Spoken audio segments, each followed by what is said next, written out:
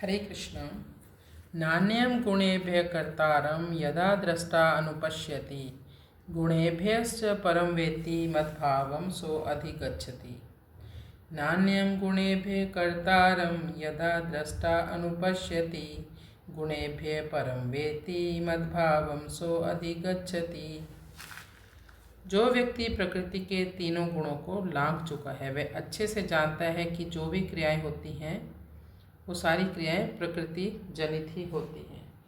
जब कोई विवेकवान मनुष्य यानी दृष्टा ये भली भांति समझ लेता है कि प्रकृति के तीन गुणों सत्व रज और तम इसके अलावा अन्य कोई भी कर्ता नहीं है और जो इन तीनों गुणों से परे परमेश्वर को तत्व से जान लेता है वह मेरे स्वरूप यानी दिव्य भाव को प्राप्त होता है।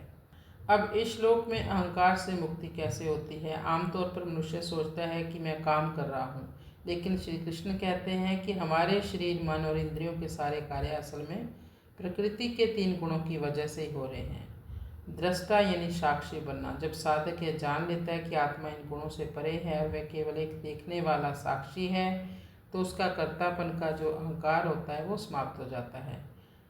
अगला है परम पद की प्राप्ति। जो व्यक्ति इन गुणों से ऊपर उठकर भगवान के दिव्य रूप को समझ लेता है वह संसार के बंधन से छूटकर मोक्ष या भगवत भाव को प्राप्त कर लेता है। दुख सुख हानि लाभ से वो ऊपर उठ जाता है।